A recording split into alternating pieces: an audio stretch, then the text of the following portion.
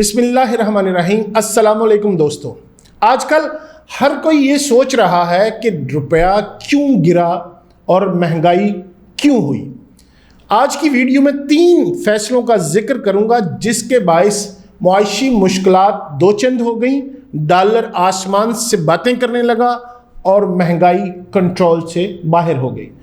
वो फैसले क्या हैं ये देखिएगा आज की वीडियो में, लेकिन आपसे गुजारिश है कि हमारे चैनल को सब्सक्राइब ज़रूर कीजिएगा, बेल आइकन को भी दबाइएगा, और जो दोस्त फेसबुक पे ये वीडियो देख रहे हैं उनसे गुजारिश है कि पेज को लाइक कीजिएगा और फॉलो भी कीजिएगा।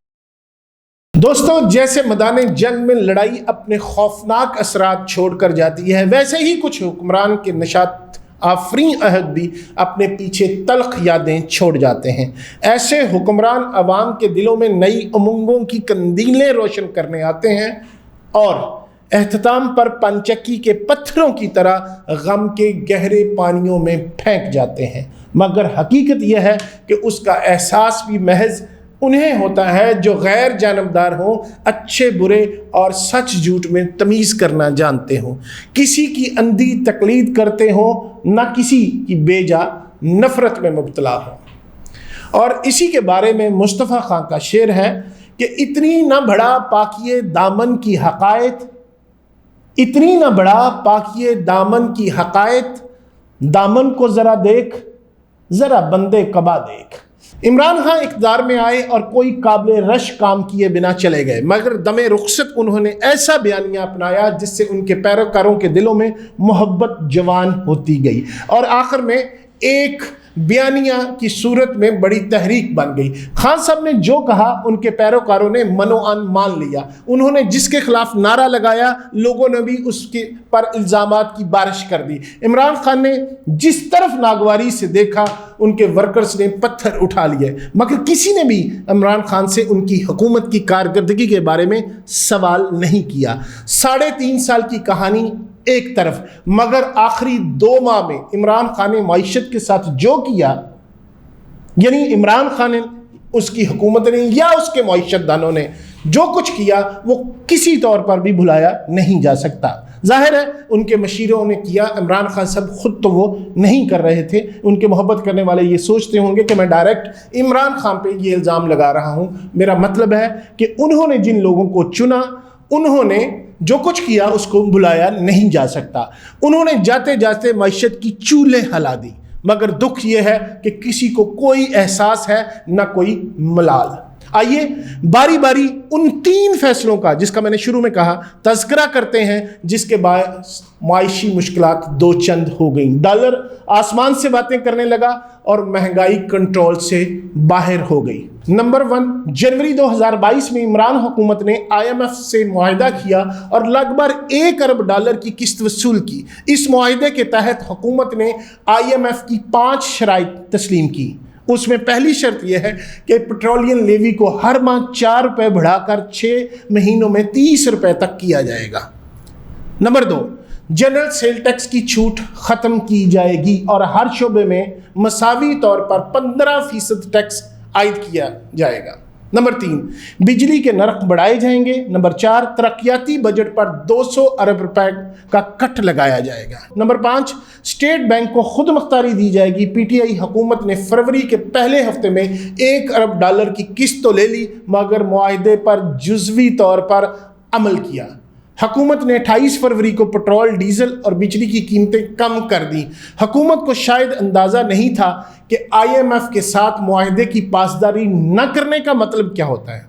अगर IMF या कोई भी आलमी मालियाती अदारा आपको ब्लैक लिस्ट कर देगा तो दुनिया का कोई भी मुल्क आपको कर्जा नहीं देता। वाक़फ़ान हाल कहते हैं कि हुकूमत ने सऊदी अरब और चीन से भी कर्ज मांगा, मगर उन्होंने हुकूमत को मशवरा दिया कि आप पहले IMF से मामलात दुरुस्त करें, फिर कर्जा मिलेगा। इसलिए ये सारी भागदौड़ की जा रही है और महंगाई के दरवाजे अवाम पर खोले जा रहे हैं ताकि IMF की नाराज़गी कम हो और कर्जे की अगली किस्त मिल सके। मैं पूरे वसूख से कह रहा हूं कि अगर PTI हुकूमत मुआहदे की पासदारी करती तो आज डॉलर बेलगाम ना होता, अवाम को महंगाई के इतने झटके सहने ना पड़ते। اب پی ٹی آئی کے فیصلہ دانوں کا دوسرا فیصلہ کیا ہے؟ سابقہ حکومت کو پیٹرول، ڈیزل اور بجلی پر سبسڈی نہیں دینی چاہیے تھی۔ اس میں کوئی شک نہیں کہ اس سبسڈی سے عام آدمی کا فائدہ ہوا، مگر ہماری معیشت اتنی بڑی سبسڈی کی متحمل نہیں ہو سکتی تھی۔ کتنی عجیب بات ہے، عمران خان نے اپنے 3.5 سالوں میں عوام کو کسی بھی مد میں تھوڑا سا بھی ریلیف نہیں دیا۔ وہ پیٹرول اور ڈیزل پر 50 روپے تک ٹیکس وصول کرتے رہے۔ 15 فروری 2022 کو عالمی منڈی میں پیٹرول کی قیمت $89 فی بیرل سے بڑھ کر $91 فی بیرل ہوئی تو حکومت نے پیٹرول کی قیمت 150 روپے فی ڈالر سے بڑھا کر 160 روپے کر دی، جس میں 18 روپے لیوی ٹیکس بھی شامل تھا۔ مگر 28 فروری کو عالمی مارکیٹ میں پیٹرول کی قیمت مزید بڑھ کر $100 تک پہنچ گئی تو کمال فراخ دلی کا مظاہرہ کرتے ہوئے قیمت 150 روپے فی لیٹر کر دی گئی۔ نہ صرف قیمت کم کی گئی بلکہ اسے بجٹ تک کے لیے فکس کر دیا گیا۔ اس وقت عالمی منڈی میں پیٹرول کی قیمت $120 فی بیرل سے تجاوز کر چکی ہے، اور اگر اس پر سبسڈی جاری رہتی تو یہ 1000 ارب روپے سالانہ بنتی تھی، جسے ہماری معیشت کے لیے برداشت کرنا ممکن نہیں تھا۔ یہی نہیں، تحریک انصاف کے 3.5 سالوں میں بجلی کا یونٹ 11 روپے سے بڑھ کر 22 روپے کا ہو گیا، مگر حکومت نے آخری دنوں میں فی یونٹ قیمت 5 روپے کمی کر دی۔ پیٹرولیم مصنوعات اور بجلی کی قیمتوں میں کمی حکومت کو ہاتھ سے نکلتا دیکھ کر کی گئی، یا وجہ کچھ اور تھی؟ ایک بات طے ہے کہ اگر اس کا فائدہ عوام کو ہوا تو نقصان ریاست پاکستان کو ہوا۔ جب 28 فروری کو بجلی، پیٹرول اور ڈیزل پر 4 ماہ کے لیے سبسڈی دی گئی تو ڈالر 177 روپے کا تھا، جو اب 200 روپے سے بھی تجاوز کر چکا ہے۔ اس میں قصور شہباز حکومت کا بھی ہے، کیونکہ انہوں نے سبسڈی ختم کرنے میں بہت دیر کر دی۔ اگر آج پی ٹی آئی کی حکومت ہوتی تو شاید پیٹرول 250 روپے فی لیٹر سے بھی مہنگا ہوتا، کیونکہ حکومت نے IMF سے کیے گئے معاہدے کے مطابق ہر لیٹر تیل پر 30 روپے پیٹرولیم لیوی اور GST بھی وصول کرنا تھی۔ اب بات کرتا ہوں تیسرے فیصلے کی۔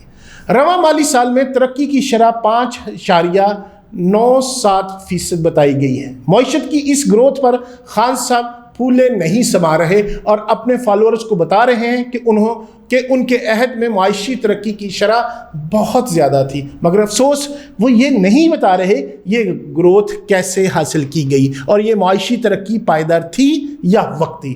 عمران حکومت کے آخری مالی سال کی گروتھ کی مثال ایسے ہی ہے جیسے کسی شخص کی ماہانہ آمدنی 1 لاکھ روپے ہو، مگر اس کا خرچہ 1,30,000 روپے ہو، اور وہ اپنے اخراجات پورے کرنے کے لیے 30,000 روپے ماہانہ قرض لیتا ہو۔ اس شخص کا گھر خستہ حال ہو، فرنیچر بوسیدہ اور گاڑی ٹوٹ پھوٹ کا شکار ہو۔ ایک دن وہ شخص بینک سے 15 لاکھ روپے مزید قرض لے، 3 لاکھ روپے سے گھر کی حالت ٹھیک کرے، 3 لاکھ روپے کا نیا فرنیچر خریدے اور باقی پیسوں سے اپنی گاڑی اپ گریڈ کرا لے۔ اس کے محلے دار اور عزیز و اقارب اور دوست احباب اس کی ترقی پر حیران رہ جاتے ہیں۔